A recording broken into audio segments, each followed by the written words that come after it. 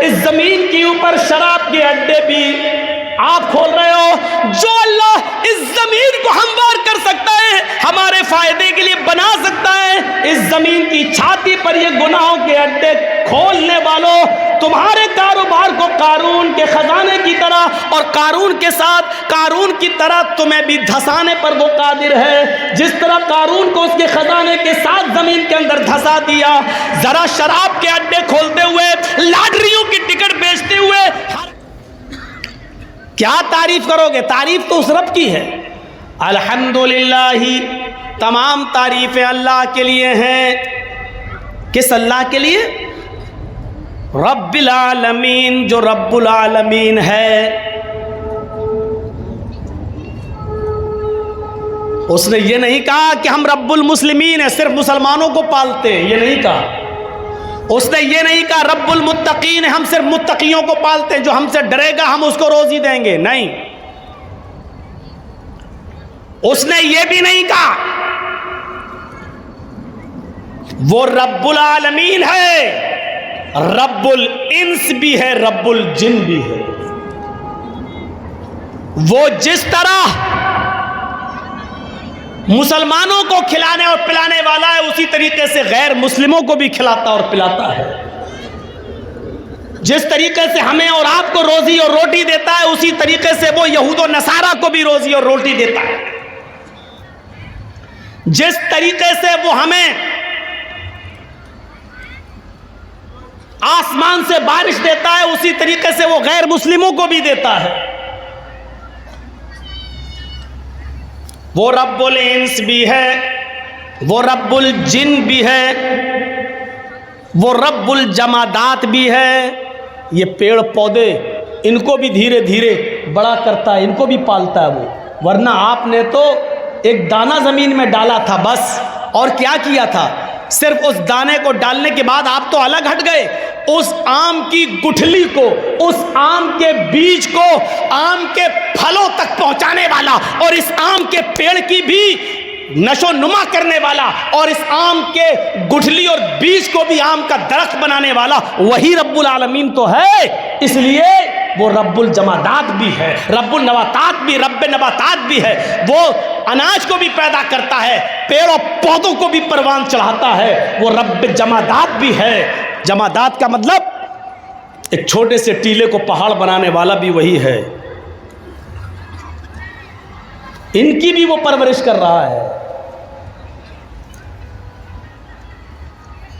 अगर जमीन से कोयला ना निकले, जमीन से पेट्रोल ना निकले, जमीन से खजाने ना निकले, तो आप बताइए क्या करेंगे? सिर्फ एक चीज सोच लो, अगर अल्लाह ने जमीन ना बनाई होती, मुझे बताओ कि हम आज कहां होते? क्या हैसियत थी हमारी? सिर्फ रब की एक नेमत पर गौर कर लो।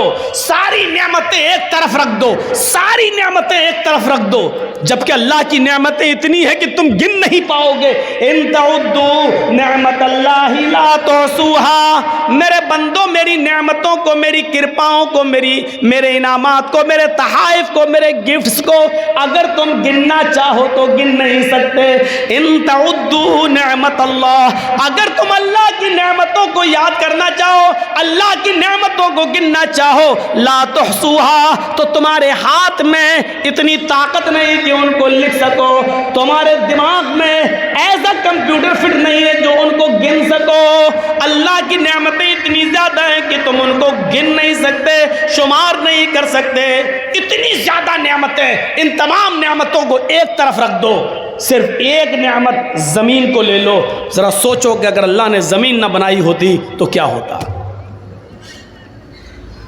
जमीन ना होती तो आज मौलाना जर्जीस का स्टेज कहां लगता? जमीन ना होती तो आप कहां बैठते? जमीन ना होती तो अनाज, वो गल्ला जो हम और आप खाते और पीते हैं, वो कहां पैदा होता?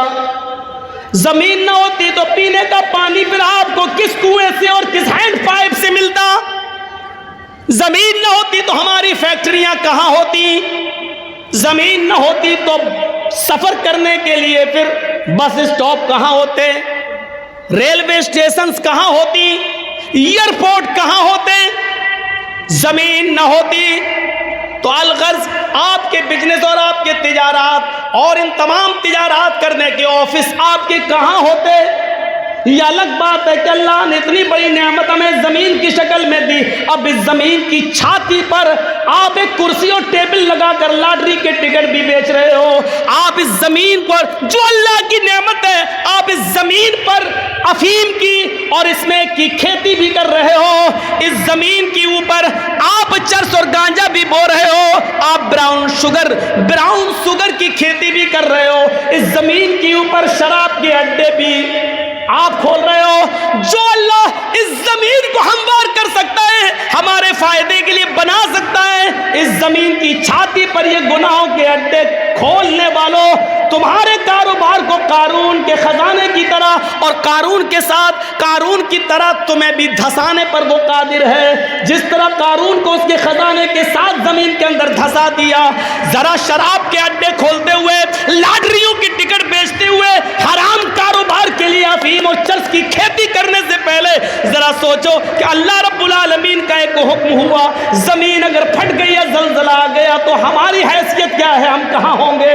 कभी आपने सोचा है जो इतनी बड़ी नेमत दे सकता है वो इस नेमत पर कादिर भी है, वो इस जमीन के सीने को फाड़ कर हमें कारून और उसके खजाने की तरह हमें धसाने पर भी कादिर है। कभी सोचा है हमने?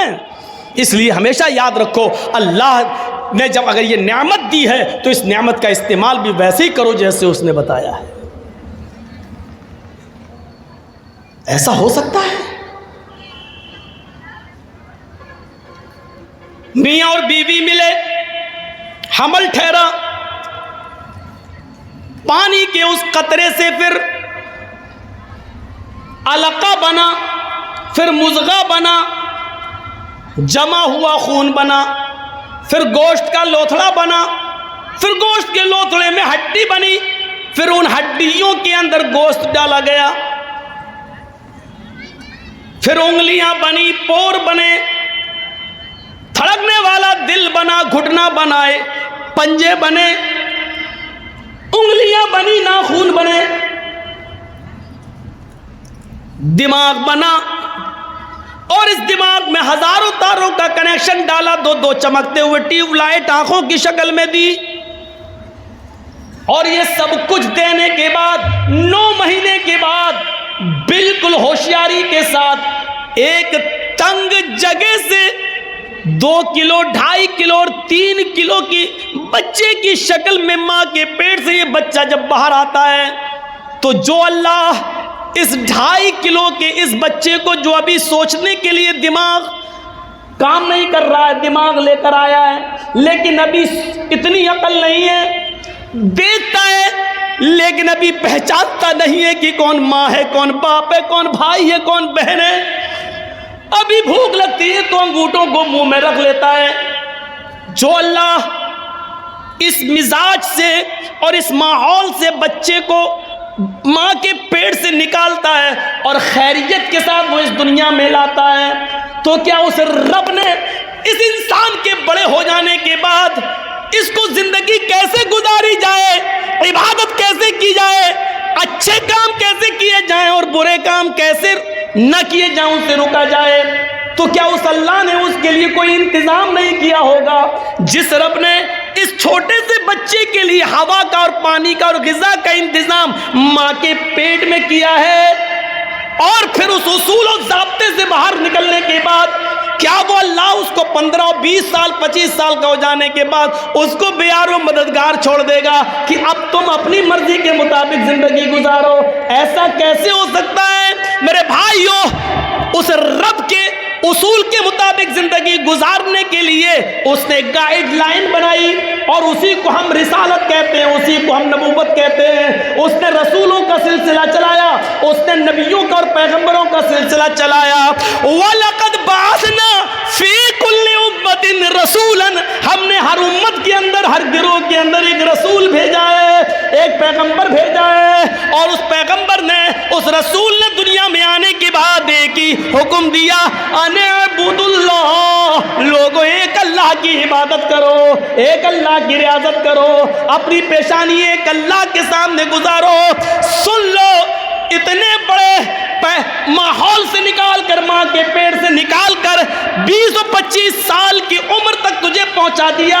इसमें किसी अजमेर वाले का हाथ नहीं है, बदायूं वाले का हाथ नहीं है, कछोचा वाले का हाथ नहीं है, फुलवारी शरीफ का कोई भी बाबा अभी तक तेरे कोई काम नहीं आया है। यहां तक पहुंचाने वाली जात उसी अल्लाह की है। इसलिए इबादत के लायक भी सिर्फ वही है। ये पेशानी उसने सबसे ऊपर बनाई, ये माथा उसने सबसे ऊपर बनाया।